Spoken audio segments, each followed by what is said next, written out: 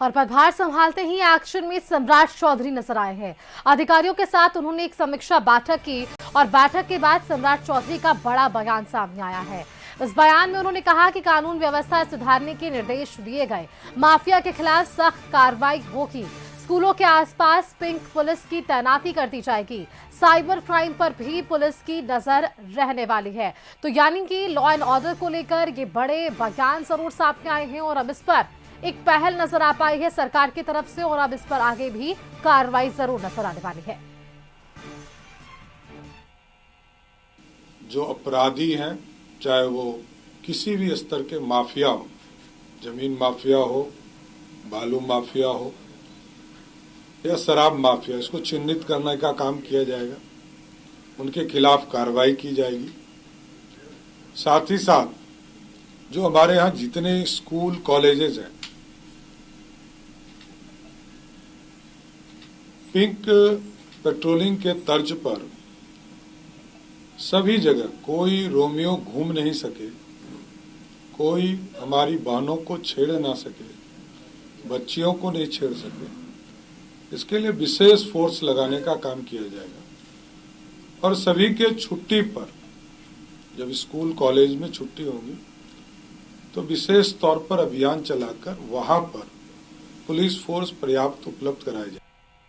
तो आपने सुना सम्राट चौधरी किस विजन के साथ आगे बढ़ने वाले हैं। इस पर चर्चा को आगे बढ़ाते हैं। हमारे साथ विशेष संवाददाता राजीव मोहन जुड़ रहे हैं। राजीव जी, देखिए, पदभार संभालने के बाद पहली बार मीडिया से मुखातिब हो रहे हैं, बड़ा एक्शन जरूर नजर आया है सम्राट चौधरी का। लॉ एंड ऑर्डर को लेकर जो एनडीए की कह सकते हैं प्लस पॉइंट रहा है, हमेशा से एनडीए जिस चीजों को लेकर जाना गया है, उसकी एक पहल और उसकी एक नजर आज नजर आ पाई है कि किस तरह से लॉ एंड ऑर्डर को सुधारा जा सकेगा राज्य में आगे आने वाले समय में।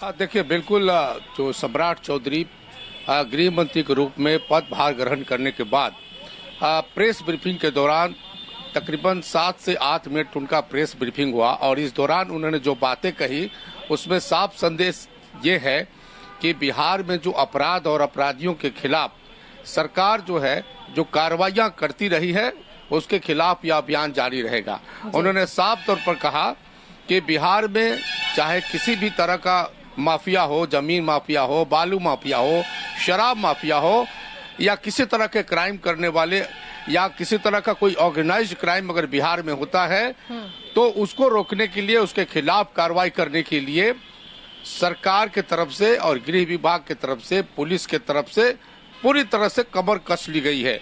उन्होंने एक बात और कही है कि जो स्कूल कॉलेजों के कैंपस के आसपास जो लफंगे किस्म का जो मनचले युवा होते हैं उनके खिलाफ एक एंटी रोमियो कार्रवाई एक्शन चलाया जाएगा। इसके लिए एक टास्क फोर्स भी बनाया जाएगा।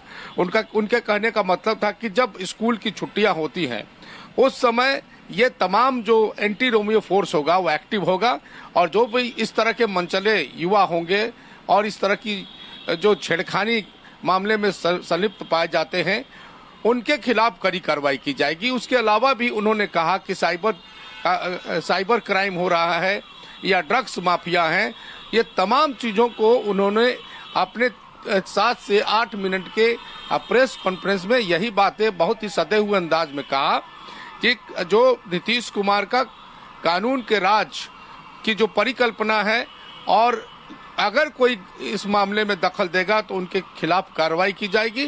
तो इस तरह से उन्होंने गृह मंत्री के रूप में आज पदभार ग्रहण करने के बाद ये बड़ा संदेश दिया है कि बिहार में अपराध को जड़ से खत्म करने के लिए सरकार पूरी तरह से अलर्ट है और जो भी जरूरी होगा अपराधियों के खिलाफ कार्रवाई करने के लिए उसके लिए उन्होंने अधिकारियों को दिशा निर्देश दिया है। देखिए, पदभार ग्रहण करने जब यहाँ पहुंचे थे तो सम्राट चौधरी तकरीबन 2.5 से 3 घंटे तक पुलिस अधिकारियों के साथ एक बड़ी बैठक की, मैराथन बैठक की, जिसमें बिहार के डीजीपी विनय कुमार समेत तमाम बड़े पुलिस पदाधिकारी उसमें शामिल हुए और उसके बाद जब वहां से निकले तो उन्होंने साफ कहा कि हमने अपने स्तर पर सारे अधिकारियों को अपराध पर बिल्कुल लगाम राजीव जी, तो लगाने कुल के मिलाकर लिए ये जरूर कहा जा सकता है कि मंत्रियों ने जब पदभार ग्रहण किया है तो अपनी जिम्मेदारियों को समझ रहे हैं और जो वादे दावे किए गए अब उन्हें पूरा करने की कोशिश है। और उनमें से सबसे पहला नाम सम्राट चौधरी का है, क्योंकि लॉ एंड ऑर्डर को लेकर वे सख्त नजर आ पाए हैं। बेहद शुक्रिया राजीव जी आपका हमारे साथ जुड़ने के लिए। देखिए, चुनावी वादे बहुत सारे हुए, लेकिन इन वादों को पूरा करने के लिए सरकार की पहल भी नजर आ पा रही है। पहला कदम जरूर नजर आया है, वो क्या कदम है, कैबिनेट में किस तरह से 10 एजेंडों पर मुहर लगी है, इस पर हम चर्चा को आगे बढ़ाते हैं। हमारे साथ विशेष संवाददाता राजीव रंजन जुड़े हुए हैं। राजीव जी, 10 एजेंडे थे जिस पर मुहर लगी और एक छाप जरूर नजर आ रही है, रोड मैप जरूर नजर आ रहा है सरकार का कि सरकार आगे आने वाले समय में किस तरह से काम करने वाली है, और उसमें उद्योग के साथ साथ अन्य जो विभाग है वो भी काम करता हुआ नजर आ पाएगा।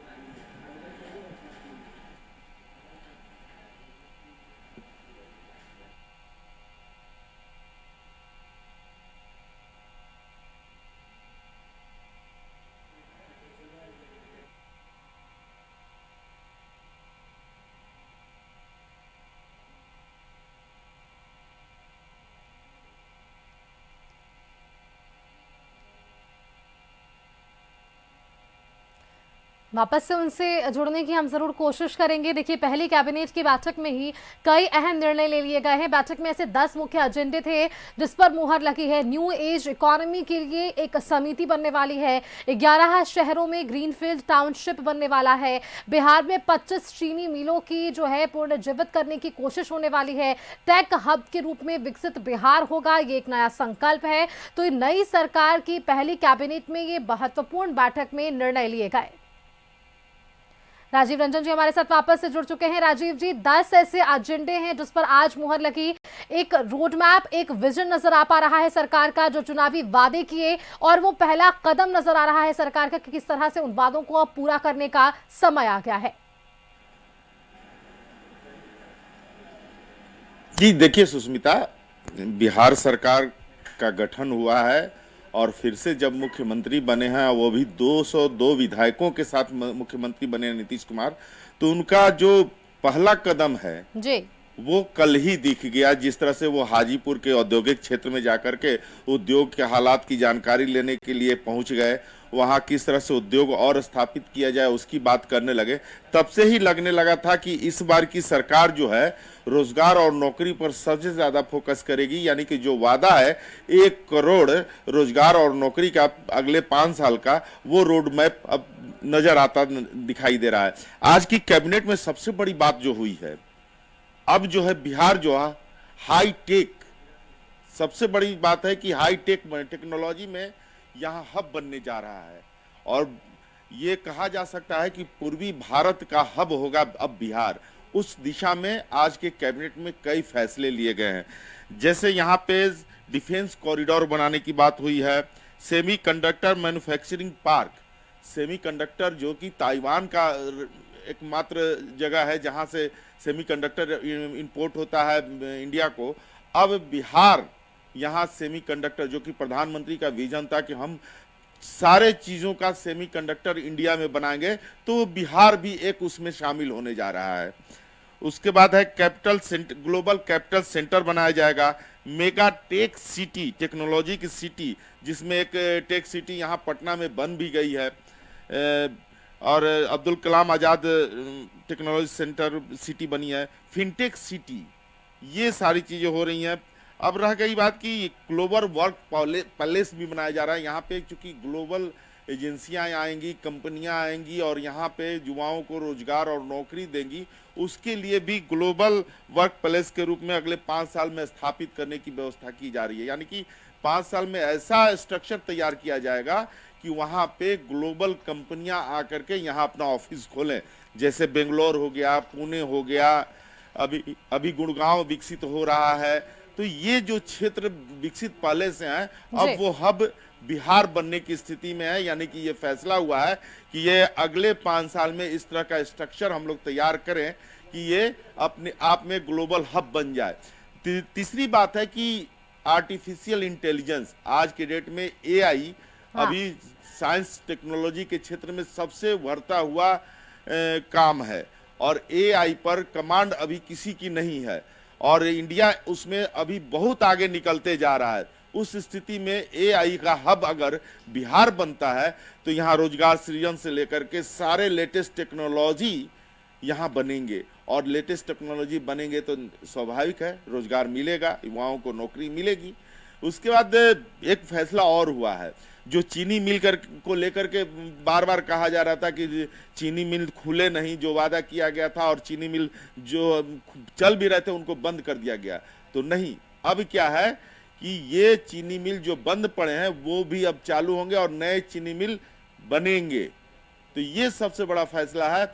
उसके बाद 11 शहर को हाईटेक बनाने का योजना है जिसमें सभी कमिश्नरी का जो हेड क्वार्टर है जैसे गया, पटना, भागलपुर, पूर्णिया, दरभंगा, मुजफ्फरपुर, इसके अलावा सीतामढ़ी, तो ये जो है इनको बिल्कुल राजीव जी, देखिए इससे ये जरूर समझा जाएगा कि सरकार बिल्कुल एक्शन मोड में है। जो चुनावी वादे दावे किए गए उस पर सरकार पहल कर रही है और काम कर रही है। जो सबसे बड़ा मुद्दा रहा है पलायन का बिहार के लिए, इस चुनाव में हमने देखा किस तरह से मजदूरों ने अपनी बातों को सामने रखा था। अगर ऐसे उद्योग धंधों की यहाँ पर स्थापना होती है तो कहीं ना कहीं एक रोजगार का साधन जब उन मजदूरों के लिए खुलेगा तो एक बड़ी खुशखबरी उनके लिए जरूर होगी। बेहद शुक्रिया राजीव जी आपका हमारे साथ जुड़ने के लिए और वो तमाम जानकारियां हमारे दर्शकों संग साझा करने के लिए।